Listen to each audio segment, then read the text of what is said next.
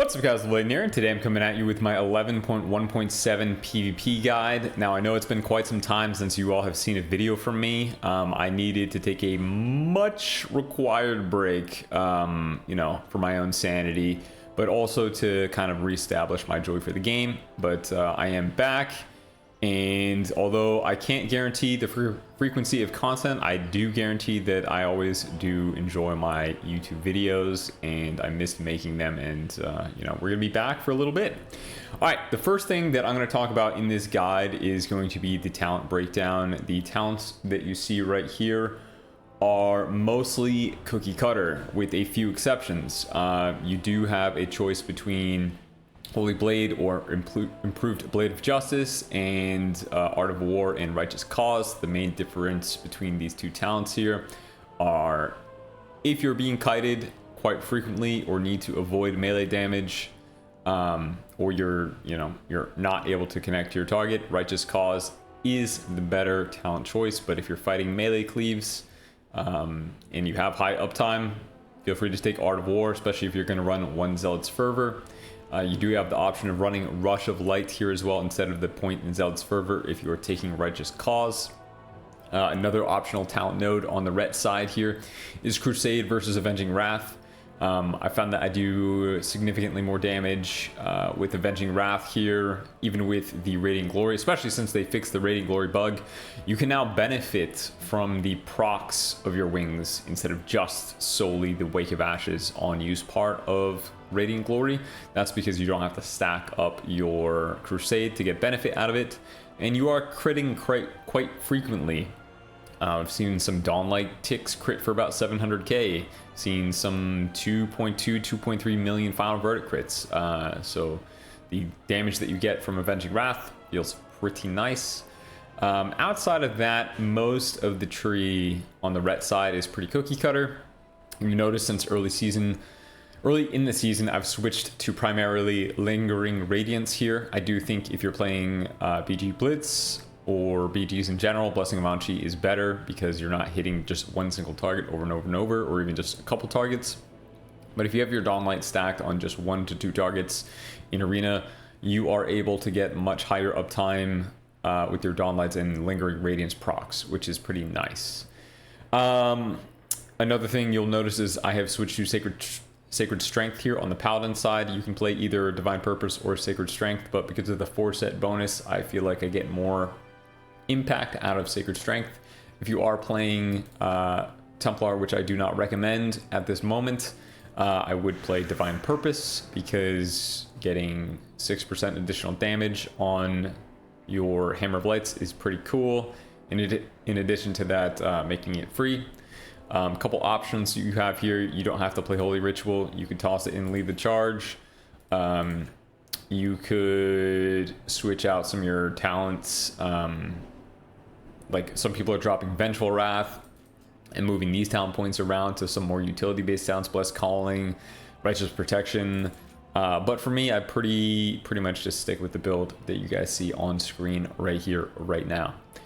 All right, as far as PvP talents go, I typically run Blessing of Sanctuary and Hallowed Ground by default all the time, and then my middle talent here, I'll either run Searing Glare or I will run Spellwarding depending on what I'm fighting.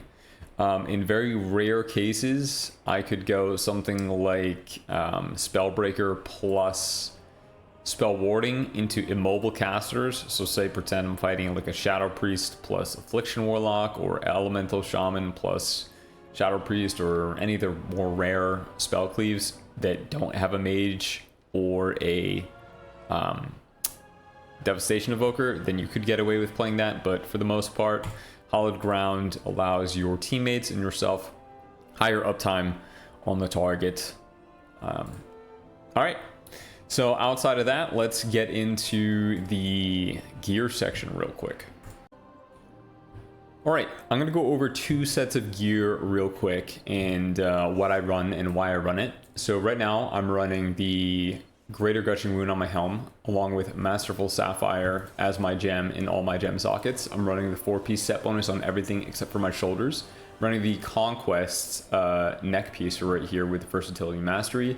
Versatility Mastery on both my shoulders, my cape, and my bracers here. And then along with my belt and my boots, Versatility Mastery. I did craft my boots here so I could get a little bit more versatility and mastery there. I have double Versatility Mastery crafted rings along with the Elemental Focusing Lens and Radiant Versatility Enchants on my rings and my boots. I take Defender's March on my boots, but you can take Scout Speed if you want. It's just kind of something I've had for a little while now.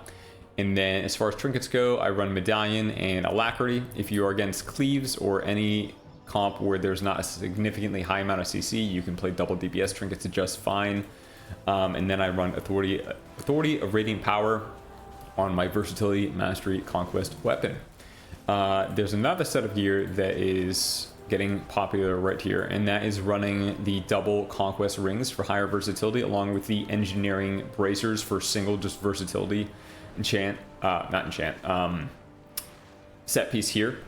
Now, when you do run this, you have 35% versatility, so you have 5% more versatility than you do on the other build that I just showed you, and you have about 4% more mastery from, 4% more haste from the Conquest ring. Now, the main difference is you're losing out on 12% mastery here. That 12% mastery, it's a little bit noticeable damage loss, but really not that extravagant. I don't run this set of gear at the moment. I have a little bit more adjusting to do. I have to take the I have to add a Elemental Focusing Lens to my shoulders instead of one of my rings, and then I gotta grab a Bloodstone for one of my rings as well. But for the most part, you can run either set of gear. I kind of prefer the higher damage build right here, but maybe I'll throw on a Versatility Mastery Conquest ring as well for just a little bit higher versatility. All right, on to the next section. The next section I'm going to talk about is the damage rotation breakdown, and how to kind of burst and deal damage in PvP. Now, Ret has a fairly simple rotation. You have a priority of hitting as many final verdicts into greater judgment windows as you can while trying to maintain expurgation on the target for additional damage. And if you are Herald of the Sun, trying to remain in line of sight of your target when you have your Avenging Wrath active in your Dawn Lights, so you can channel your Sun's avatar onto as many people as you can. Now, the damage rotation itself is pretty simple. If I was to be opening in a PvP match, maybe I get some CC on the healer, but you kind of want to send your Wake of Ashes as early as possible. If, for whatever reason, you do have an opportunity to set up your damage in a couple globals running over to the target, it's going to look something like Judgment, Blade, Final Reckoning and Badge, Wake of Ashes, Final Verdict, Divine Toll, Final Verdict, Hammer Wrath, Final Verdict, Blade of Justice to get Expurgation, Final Verdict. You get a set bonus spam, so you just hit as many Final Verdicts into that window as you can, get a nice proc. I noticed my Expurgation just fell, so I'm going to push Blade of Justice, Final Verdict, and so on and so forth. And as long as you have a Judgment on the target and an Expurgation on the target, you're not going to really prioritize Judgment because Hammer Wrath does more. The exception is if you swap targets and you're no longer hitting into that Dawn Light target, your new Dawn Lights aren't going to reapply your Greater Judgment as much, so you're going to have to hit Judgment a little bit more. I have noticed that in 11.2 they are correcting the tooltip of Holy Flames to be 5%. So I was always curious if Expurgation, Holy Flames increased the damage taken by 5% like it says on the tooltip right here, or by 3% like it says on the tooltip in the talent booklet here. It looks to me like it's actually 5%, which means that it's more important than I initially thought to maintain Expurgation on your target. So we'll see how that goes going into next season, but for the most part, your rotation for Ret is dancing around, not overcapping your Holy Power, while hitting your Wake of Ashes on cooldown as frequently as you can, while also pairing, every 1 minute one of your Wake of Ashes goes with a Final Reckoning Divine Toll. Pretty simple stuff, pretty basic rotation. If there's any questions, any further comments about it, let me know below the video.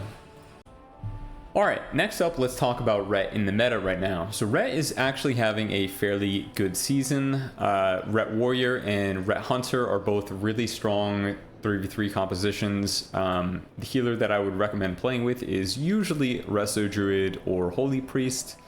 You can probably get away with playing Mistweaver or Preservation Evoker for Ret Warrior. But in Cupid, which is the Ret Hunter comp, I would definitely recommend Resto Druid or Holy Priest for sure. In terms of 2v2 comps, I didn't really play anything special in 2s. Ret Resto Shaman, Ret Resto Druid. I did not play any double DPS to get this rating. And then in Solo Shuffle, Ret is pretty good, but honestly, I'm pretty burnt out on Solo Shuffle, so I couldn't really tell you how the Solo Shuffle meta is going right now. Like, I think I've played 2 games of Solo Shuffle since early April, so it's been quite some time. Ret's probably a lot better than when I remember it in Solo Shuffle, because back when I was spamming games, we had infinite bugs and we didn't have the 50% damage increase on Dawn Light and Sun's Avatar. So I feel like if I did start queuing it again, it'd be a lot better than I feel like it was when I used to play Shuffle. Maybe I'll do a little bit of a push at the end of the season, but probably not. Probably just going to stick to some 3v3 arena with LFG, or maybe if some of my friends return to the game, then I'll play some 3s with them. As far as macros go, I feel like most of my guides in the past have gone over macros. So what I'm going to do is I'm going to throw all the macros in the description of the video. I have a macro that targets my Final Reckoning at my cursor, so I don't have the green targeting circle. I have party 1 and 2 macros, which allow me to just push my support spells and they go in either party 1 or party 2. I have separate binds for each. And then I have a cancel or macro for freedom and blessing of protection. If I just push my middle mouse button with that macro, they're gone. Little neat trick that you can pull with that is you get your healing from Holy Ritual, but it's never worth canceling just for the end of those 2 spells to get that little bit of a healing boost. Generally, you're canceling those spells to prevent a mage from spell stealing them off of you. Alright, I know it was a pretty brief guide. I've made a couple guides for Season 2 of Ret already, but I figured I'd update you guys because a couple things have changed throughout Season 2, such as switching over to Avenging Wrath, moving over to primarily Lingering Radiance and Sacred Strength, and then also getting some of the corruptions, such as Greater Gushing Wound. But outside of that, not too much has changed for Ret during this season. We'll see what 11.2 news brings us. Hopefully new and exciting PvP talents. I'll be going over the set bonuses for next patch as well in a future video. All right, if you enjoyed, feel free to drop a thumbs up, like, subscribe, follow me on Twitch, Twitter, and I'll see you all next time. Peace.